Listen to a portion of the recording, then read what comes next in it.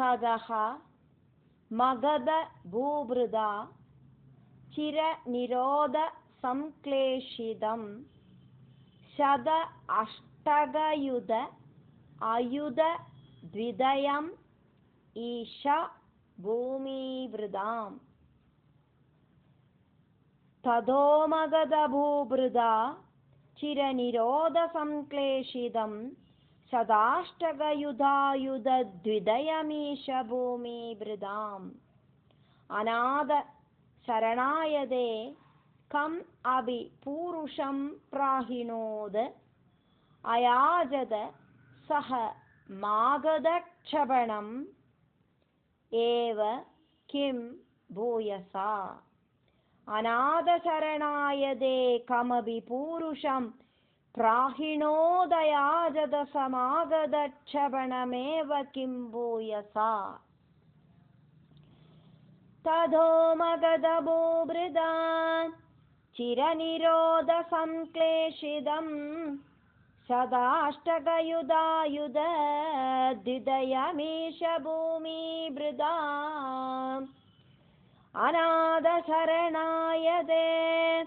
कमपि पूरुषं प्राहिणोदयाजत समागध क्षपणमेव किं भूयसा ययासुः अभिमागधं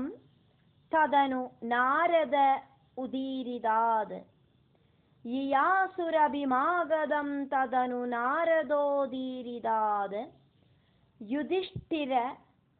मग उद्यमाद् युधिष्ठिरमघोद्यमाद् उभयकार्यपर्याकुलः युधिष्ठिरमघोद्यमादुभयकार्यपर्याकुल विरुद्धजैनः अध्वराद् उभयसिद्धिः इति उद्धवे विरुद्धजैनोध्वरादुभयसिद्धिरित्युद्धवे शशंसुषि निजैः समं पुरम् इयेद यौधिष्ठिरीं शशंसुषि निजैः समं पुरमियेद यौधिष्ठिरीं ययासुरभिमागधा तदनु नारदोदीरिदात्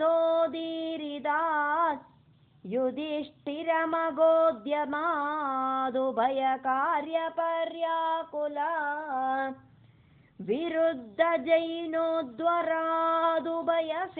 विरुद्धजैनोध्वरादुभयसिद्धिरित्युद्धवे शशंसुषि निजैः समं पुरमियेद यौधिष्ठिरीम् अशेषदयिद अयुधे त्वयि सम आगते धर्मजः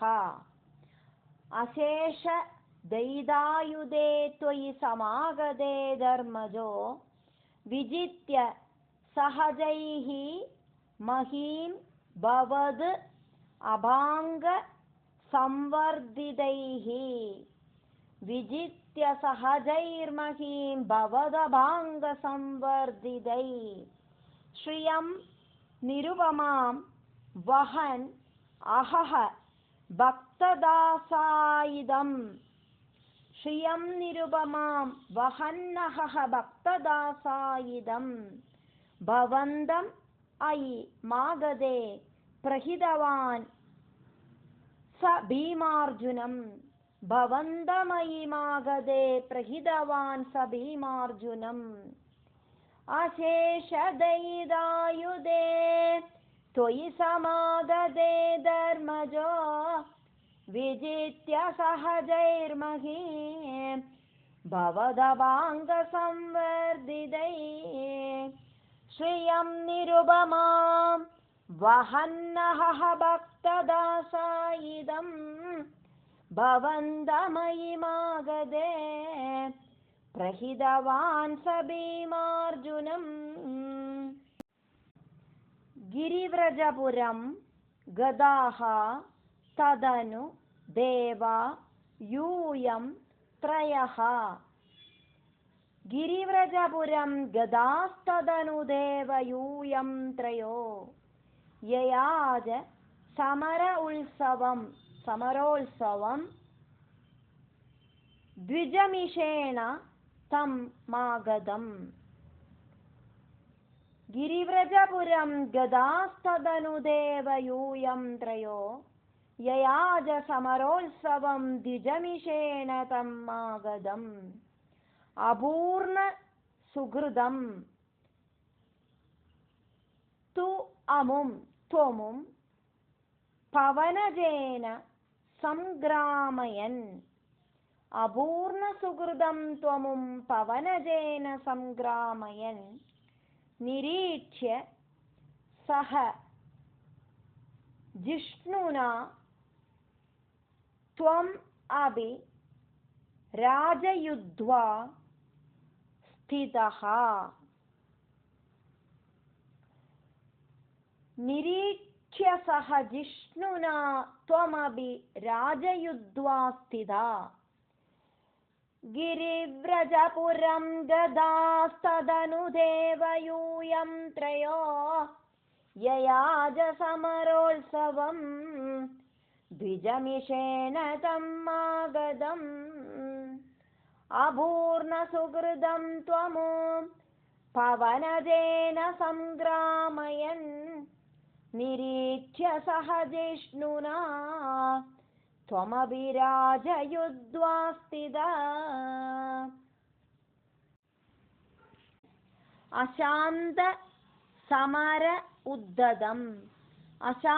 अशान्तसमरोद्धतं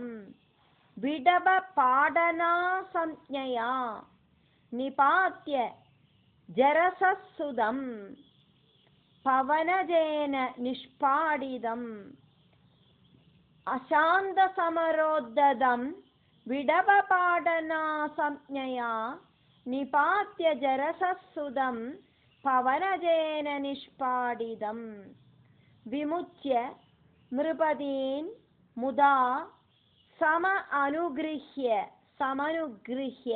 भक्तिं परां दिदेशिद गदस्पृहान् अभिज धर्मगुप्त्यै भुवः विमुच्य नृपतीन् मुदा समनुगृह्य भक्तिं परां दिदेशिद गदस्पृहान् अभिज धर्मगुप्त्यै भुवः अशान्तसमरोद्धतं विडभपाडनासंज्ञया निपात्य जरसस्सुतं पवनजेन निष्पादितं विमुच्य नृपतीन् मुदा समनुगृह्य भक्तिं परां दिदेशिद गदस्पृहान् अभिज धर्मगुप्त्यै भुवः प्रजकृषि युधिष्ठिरे तदनु राजसूय अध्वरं प्रसन्न भृदगी भवल सकल राजग व्याकुलम्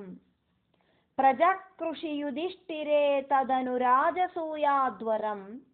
प्रसन्न भृदगी भवल सकल राजग व्याकुलम् त्वम् अभि अयि जगल्पदे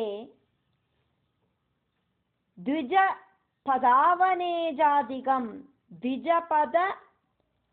अवने जातिकं च कर्त किमु खद्यते नृपवरस्य भाग्योन्नति त्वमप्ययि जगल्पदे द्विजपदावने जातिकं चकर्त किमु खद्यते नृपवरस्य भाग्योन्नति प्रजकृषि युधिष्ठिरे तदनु राजसूयाध्वरं प्रसन्न भृदगी भवल सकल राजगव्याकुलम् त्वमप्ययि जगल्पदे द्विजपदावने जातिकं चकर्त किमु खद्यते नृपवरस्य भाग्योन्नति ततः सवनकर्मणि प्रवरम् अग्रपूजाविधिं ततः सवनकर्मणि प्रवरमग्रपूजाविधिं विचार्य सहदेव वाक् अनुगतः सह धर्मात्मजः विचार्य सहदेव वागनुगतः स धर्मात्मजा व्यदत्त भवदे मुदा सदसि विश्वभूतात्मने तदा ससुरमानुषं भुवनमेव तृप्तिं ददौ तदा ससुरमानुषं भुवनमेव तृप्तिं ददौ ततः सवनकर्मणि प्रवरमग्रपूजाविधे विचार्य सहदेव वागनुगतः स धर्मात्मजा व्यदत्त भवदे मुदा सदसि विश्वभूतात्मने तदा ससुरमानुषं भुवनमेव तृप्तिं ददौ ततः सपदि चेदिवः मुनिनृपेषु तिष्ठल्सु अहो सभाजयति कः जडः पशुपदुर्दुरूढं वडुं ततः सपदि चेदिवो मुनिनृपेषु तिष्ठल्स्वहो सभाजयति को जड पशुपदुर्दुरूढं वडुम् इति त्वयि सः दुर्वजः विदतिम् उद्वमन् आसनाद् उदापदद् उदायुधः समपतन् अमुं पाण्डवः इति त्वयि स दुर्वजो विदतिमुद्वमन्नासनादुदापदद् उदायुधः समपतन्नमुं पाण्डवा इति त्वयि स दुर्वजो विदतिमुद्वमन्नासनादुदापददुदायुध समपतन्नमुं पाण्डवा ततः सपदि चेदिव मुनिनृपेषु तिष्ठल्स्वहो सभाजयति को जड पशुपदुर्दुरूढं वडो इति त्वयि स दुर्वजो विदतिम् उद्वमन्नासनादुदापददुदायुध समपतन्नमुं पाण्डवा निवार्य निजपक्षगानभिमुखस्य विद्वेषिणस्त्वमेव जहृषे शिरो धनुजधारिणा स्वारिणा जनुस्त्रिदयलब्धया सततचिन्तया शुद्धधीस्त्वया स परमेकदामधृतयोगिनां दुर्लभाम् निवार्य निजपक्षगान् अभिमुखस्य विद्वेषिणः त्वम् एव जहृषे शिरः धनुजधारिणा स्वारिणा निवार्य निजपक्षगानभिमुखस्य विद्वेषिणस्त्वमेव जहृषे शिरो धनुजधारिणा स्वारिणा जनुः त्रिदयलब्धया सततचिन्तया शुद्धधीः त्वया सह परम्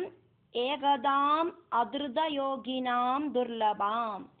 जनुस्त्रिदयलब्धया सततचिन्तया शुद्धधीस्त्वया स परमेकदामधृतयोगिनां दुर्लभाम् ततः सुमहिते त्वया क्रतुवरे निरूढे जनो ययौ जयति धर्मजो जयति कृष्ण इत्यालपन् गलः सदु सुयोधनो दुदमना सपत्नश्रिया मयार्पितसभामुखे स्थलजलभ्रमादभ्रमीद ततः सुमहिते त्वया क्रतुवरे निरूढे जनः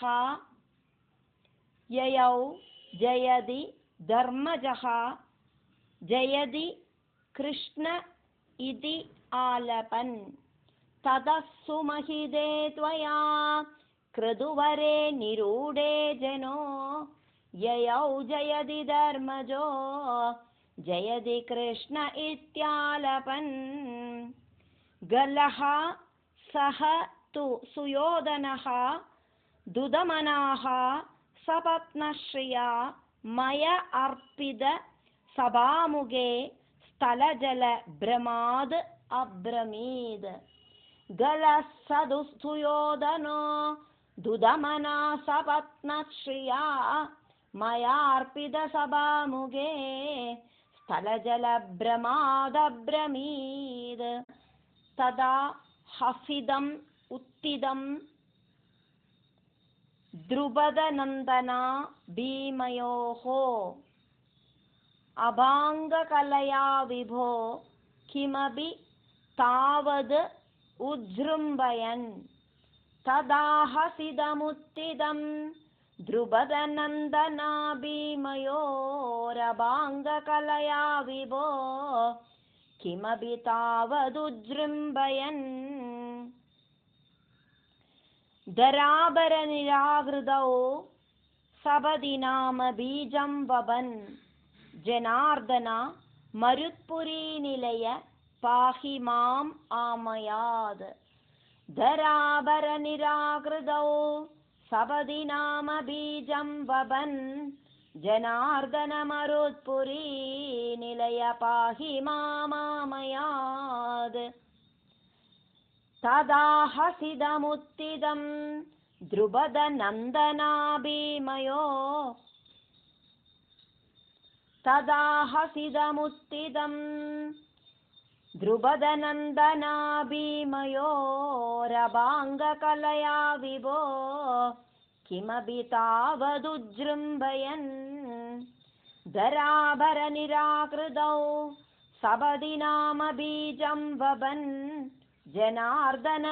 मरुत्पुरीनिलय पाहि मामामयात्।